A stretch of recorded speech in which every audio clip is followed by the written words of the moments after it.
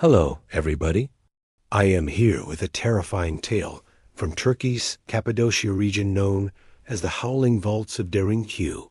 The year is 2013, and an unnamed film crew is visiting the vast underground city of Derinkuyu, also known as the city below the silence. It is said that this enormous complex could once house 20,000 people in its cavernous network of tunnels and chambers. And because it was carved out of the soft volcanic rock of the region, it was easy for the Cappadocian people to make their homes down here over many, many centuries. Though its exact age is unknown, the earliest evidence of human habitation in the area dates back 9,000 years. So it's possible that Derinkuyu has been occupied since shortly after humans first settled in Anatolia, which makes it potentially the world's oldest continuously occupied city. In the modern day, only a small part of this subterranean metropolis is open to tourists, but no one has ever explored all of it. In fact, no one has ever even seen all of it. Many of the tunnels are still blocked off due to instability concerns. That is why the production company, Anatolia Productions, decided to take advantage of a recent excavation project that had opened up a new section of the tunnels and sent a camera crew down to document what they found. Descending into the dark and dank passages below the surface, the explorers soon realized that the lower levels of Derinkuyu were completely untouched by outsiders. As they ventured deeper and deeper into the earth, the stale air growing thick and heavy, they began to hear strange sounds echoing all around them. At first, it was just whispers, unintelligible murmurs that seemed to emanate from the very walls themselves. But then something else joined those whispers, low howls that rose and fell like the tide. To the explorers, these sounds were not merely creepy, they were disorienting. And as they pressed on, one by one, the crew members reported feeling as though someone or something was rewriting their memories, erasing their past experiences and replacing them with something else. By the time they reached the end of their tether, far beneath the surface, deep in the earth, no one on the team could remember exactly what had brought them there, or why. They were beginning to suspect that the ancient Cappadocians had done more than just carve out a city below the silence. And now that they were trapped within this labyrinth of caverns, the explorers had to find a way out before it was too late. As the camera crew made their way back toward the entrance, they continued to hear the unsettling howls that seemed to mock their fear. The darkness pressing in around them felt alive, as though the very essence of the earth itself was reaching out to crush them, to hold them forever in its cold embrace. They pushed on, desperate to escape the clutches of the underground city and to piece together the fragments of their lost memories. Just when it seemed as though hope was lost, they finally saw the light at the end of the tunnel, the opening that would lead them back to the surface and to safety. They stumbled out, blinking in the sudden brightness, their minds still reeling from the horrors they had witnessed. Back in the safety of their hotel room, the crew gathered around the monitor to review their footage, hoping to piece together the events of the previous day. What they saw on the screen was not what they expected. As they watched, their blood ran cold. In the footage, the crew saw themselves, but something was subtly different about their appearance. Their faces had changed, each of them looking slightly different from who they had been the day before. It was as if the Derinkuyu had taken something from them, leaving behind empty shells who were no longer quite themselves.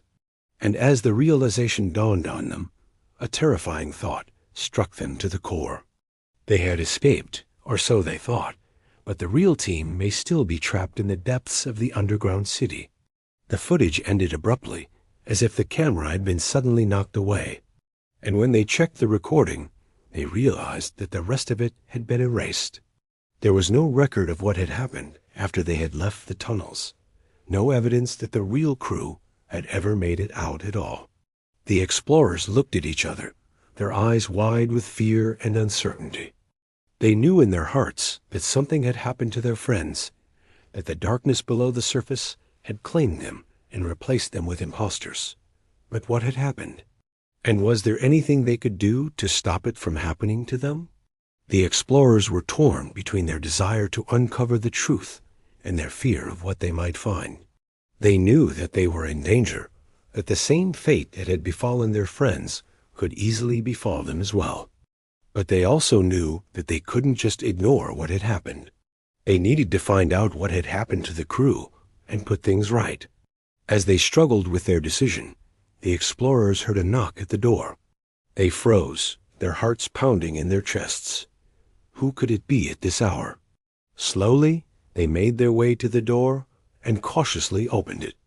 Standing on the other side was a man they had met while exploring the tunnels, a local guide who had offered to show them around. But there was something different about him now. His eyes were blank and soulless, his face devoid of any emotion. The explorers stared back, their minds struggling to comprehend what they were seeing.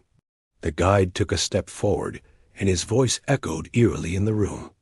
He spoke in a language they didn't understand, but the words seemed to slither through the air like venomous snakes. The explorers recoiled in horror, their worst fears confirmed. This was not their guide. This was something else, something that had taken his form and was now standing in front of them. The explorers screamed and tried to slam the door shut, but it was too late. The creature had already entered the room. As the explorers struggled to defend themselves, they heard the creature laugh, a sound that was both cruel and mocking. And in that moment, they knew that they were doomed. The creature lunged forward, its eyes burning with an otherworldly fire. The explorers fought back, but it was no use. The creature was too strong, too fast. Soon, they were all lying on the ground, their bodies broken and their spirits crushed. The creature stood over them, its presence looming like a dark cloud. And then it did something that made the explorers' blood run cold. The creature reached down and began to caress their faces, its touch sending shivers down their spines. The explorers cried out in terror, but the creature paid them no heed. It continued to stroke their faces, as if trying to imprint itself upon them.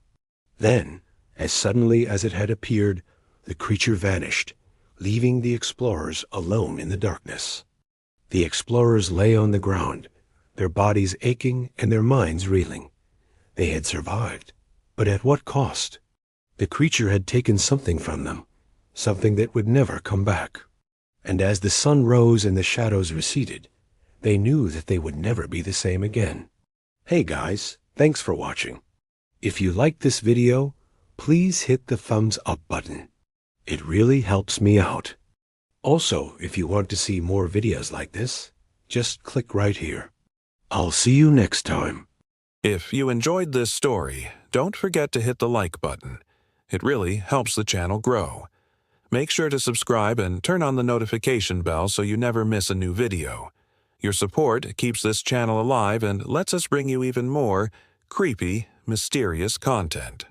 Thanks for watching, and see you in the next one.